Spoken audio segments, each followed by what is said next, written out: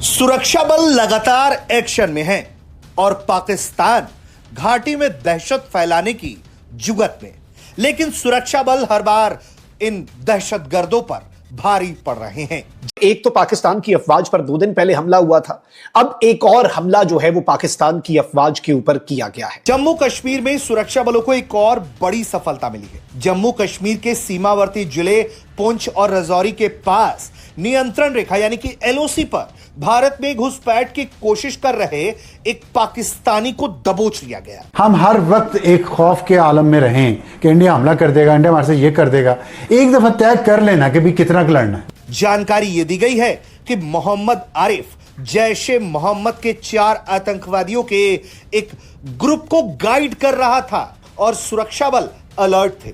सतर्क सेना के जवानों ने उसे देखते ही दबोच लिया और गिरफ्तार किया। और पाकिस्तान जो है अब वो स्ट्राइक करने जा रहा है और भारतीय ठिकानों पर बमबारी के अलावा there is no other option left. अधिकारियों ने बताया है कि उसके साथ मौजूद आतंकवादी एक खड़ी चट्टान से कूद गए और घायल अवस्था में पाकिस्तान की सीमा में भाग गए। पाकिस्तान के कब्जे वाले कश्मीर के दत्तोटे गांव के निवासी आरिफ को सेना के एस ऑफ स्पेस डिवीजन के गंभीर इलाके में अग्रिम हुजूरा चौकी पर दबोचा गया। अभी जो तू पब्लिक स्टेटमेंट दे रहा कश्मीर तेरे बाप की क्या, तेरे दादा की क्या, तेरे 7 पुश्तों की बस का नहीं है। ये सपना देखते तेरा याया खान, जहुल हक, मुशरफ सब कब्र में गए और तू भी एक दिन कब्र में जाएगा यही सपना लेके। कश्मीर तो मिलना नहीं। दिन की घटनाओं को बताते हुए जानकारी दी गई कि सतर्क सैनिकों ने बीहड़ इलाके में आक्रामक निगरानी मुद्रा बनाए रखा हुआ था और संदिग्ध गतिविधि पर नजर बनाए हुए थे। इसी दौरान संदिग्ध आतंकवादियों के एक समूह की गतिविधि का पता लग गया, जो घुसपैठ करने की कोशिश करने के लिए कठिन इलाके और घने जंगल का फायदा उठाने की जुगत में थे। इसी दौरान 20 साल के आरिफ को चतुराई से पकड़ लिया गया। एक शख्स बंदूक के जोर पे अपने इक्तदार के लालच में इस मुल्क को तबाह बर्बाद कर रहा है, लेकिन भारतीय सेना को देखते ही चारों आतंकवादी एक खड़ी चट्टान से कूद गए और घायल अवस्था में ही गिरते पड़ते पाकिस्तान की तरफ भाग गए। अधिकारियों ने बताया है कि नो मैंस लैंड में वो आतंकी उतरे और घने पेड़ों और मौसम की स्थिति की आड़ में पाकिस्तानी क्षेत्र में भागने में कामयाब रहे। अगर कोई ये समझता है न सिर्फ हिंदुस्तान, दुनिया की कोई ताकत कि हम उसके लिए खतरा है और वो हम पे सोच रहा है प्रीएम्प्टिव करने का, तो हमें प्रीएम्प्टिव कर देना चाहिए। जी कल देखिए टेरर कैंप्स को इन्होंने फिर बनाना शुरू कर दिया है। अब की बात चाइना की मदद से बना रहे टेरर कैंप्स में। अच्छा, चाइना का सीमेंट कुछ खास होता है क्या? हम उस वक्त से ये कह रहे थे कि अगर वो ये लीडरशिप कह रही है कि it's a pause, it is not that we are going to accept the ceasefire which as such they asked for। वहीं बताया गया कि पाकिस्तानी चौकियों के पास होने के कारण सेना के जवान आतंकवादियों पर गोली नहीं चला पाए। इलाके के ड्रोन फुटेज में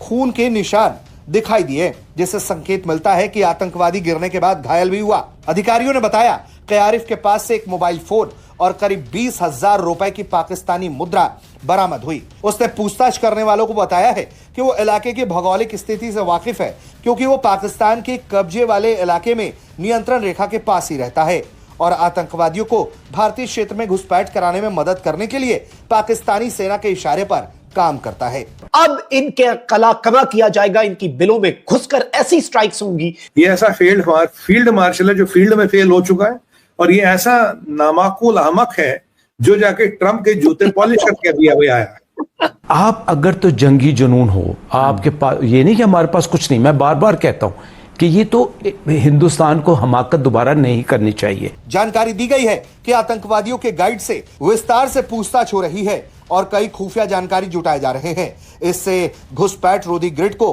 और मजबूत करने में मदद मिलेगा, साथ ही पाकिस्तान की कई और नई साजिशों को विफल किया जा सकेगा। अमरनाथ यात्रा के मद्देनजर सुरक्षा बल वैसे भी काफी अलर्ट हैं और पाकिस्तान चाहता है कि इस यात्रा में वो विघ्न डाल दे। जब गीदड़ की मौत आती है तो वो शहर की तरफ भागता है। धोबी का कुत्ता न घर का न घाट का। अभी इस फील्ड मार्शल या फील्ड मार्शल को कहिए जो तेरी कमीज पे दाग लगे हैं, जो ट्रम्प का जूता पॉलिश किया था, वो ड्राई क्लीन करवाए नहीं करवाए? पहले तो ये बता कि जो तेरी दुनिया भर में बद पीटी जा रही, जो तेरे को पाकिस्तान में मुल्ला मौलाना गाली दे रहे, अभी जो तू पब्लिक स्टेटमेंट दे रहा कश्मीर तेरे बाप की क्या, तेरे दादा की क्या, तेरे 7 पुश्तों की बस का नहीं है। ये सपना देखते तेरा याया खान, जउल हक, मुशरफ सब कब्र में गए और तू भी एक दिन कब्र में जाएगा यही सपना लेके। कश्मीर वश्मीर तो मिलना नहीं, ये तुम्हें भी पता है, ये हमें भी पता है। ये तो वहां उन किराए के टट्टू जहादियों को सुना रहे हो जिनको अपने वर्दी लगा के आतंकवाद पे लगा देना, उनको मरवाना है अमेरिका के से पैसे लेके। क्योंकि जब पाकिस्तान में जहाद की दुकान चलती, दो तरह की लकड़ी डलती है उसमें जहाद के तंदूर में, एक तो फौजी, एक है ये नॉन स्टेट एक्टर्स। तो दोनों को ये पट्टी बढ़ाई जाती है, तुम बहुत बड़ा जहाद कर रहे हो, तुम बहुत बड़ा दीन का काम कर रहे हो, और इस दीन के काम में अगर शहादत भी हो गई कोई बात नहीं बेटा, हूर मिलेगी, अय्याशिया है वहां पे। यही काम हो रहा है। और ये कश्मीर वश्मीर इनका वो फियास्को है जो ये जारी रखना चाहते हैं। तुम्हारे बाप के बस को कश्मीर लेना तो 4-5 बार तो लेने आए थे, ले लो, अब मेरे जेब में रखा के कश्मीर आके ले ले अगर तेरी औकात है तो। ये धमकियां देना, ये गीदड़ बक्कियां देना, ये अपने ओटीए में बैठ के हमें समझाना मैं ये कर दूंगा, मैं वो कर दूंगा, जाके अपने अयूब खान से लेके अब तक जितने आए हैं सबको पूछ क्या कर पाए वो, जाके उनकी कब्र पे जाके सजदा कर और पूछ के वो शायद तुझे कुछ बता दे। यही बताने के बेटा कश्मीर से दूर रहिए वरना यहीं लेट जाएगा हमारे पास। अगर कश्मीर से दूर नहीं रहेगा हमारे पास बहुत जल्दी लेट जाएगा, जितना टाइम है उतना कम हो जाएगा। नमस्कार दोस्तों। तो दोस्तों भारत ने एक जिंदा आतंकी पकड़ लिए हैं, यानी कि पाकिस्तानी आतंकी था दोस्तों जो भारत में घुसने की कोशिश कर रहा था। दरअसल अभी हमने कल ही देखा कि पाकिस्तान में अटैक हुए और दोस्तों इन लोगों ने इल्जाम भारत पर लगा दिया। और आसिफ मुनीर ने अभी 2 दिन पहले ही कश्मीर को लेकर जिक्र किया था कि हमें कश्मीरी भाई बहनों का ध्यान रखना है। उसी तरह जैसे दोस्तों पहलगाम के टाइम हुआ था और उसके मात्र 2 दिन बाद ही भारत में अटैक हो गया था, सेम इसी तरह आसिफ मुनीर ने परसों बोला और आज भारत में जिंदा आतंकी पकड़ा गया। तो दोस्तों कहीं ना कहीं इसका कनेक्शन हो सकता है, क्योंकि दोस्तों ये लोग आतंकवादी भेजने से बाज नहीं आते हैं, क्योंकि इन लोगों का टारगेट है भारत कश्मीर। इसलिए दोस्तों ये लोग अपनी हरकतों से बाज नहीं आते हैं और भारत में ऐसी आतंकवादी घटनाएं करवाते रहते हैं। दोस्तों भारतीय सेना की कड़ी नजर है इन पर और उन्होंने जिंदा पकड़ लिया। तो वीडियो को लाइक और शेयर कीजिए और चैनल को भी सब्सक्राइब कीजिए। वहीं दूसरी जानिब एक तो पाकिस्तान की अफवाज पर 2 दिन पहले हमला हुआ था, अब एक और हमला जो है वो पाकिस्तान की अफवाज के ऊपर किया गया है। इसके साथ ही साथ कर्फ्यू नाफिज है जी, और पाकिस्तान जो है अब वो स्ट्राइक करने जा रहा है और भारतीय ठिकानों पर बमबारी के अलावा there is no other option left. इस वक्त कोई और ऑप्शन नहीं है सिवाय भारतीय ठिकानों पर बमबारी के। पाकिस्तान की फौज और पाकिस्तान की फजाइया इस वक्त मुकम्मल तौर पर तैयार हैं। पिछले कुछ घंटों में होने वाली जो डेवलपमेंट्स हैं वो हम आपके सामने रखते हैं। आपको मालूम है कि 2 दिन पहले आईएसपीआर ने प्रेस रिलीज जारी किया। आईएसपीआर की तरफ से कहा गया कि जी 13 फौजी जवान जो हैं वो शहीद हुए।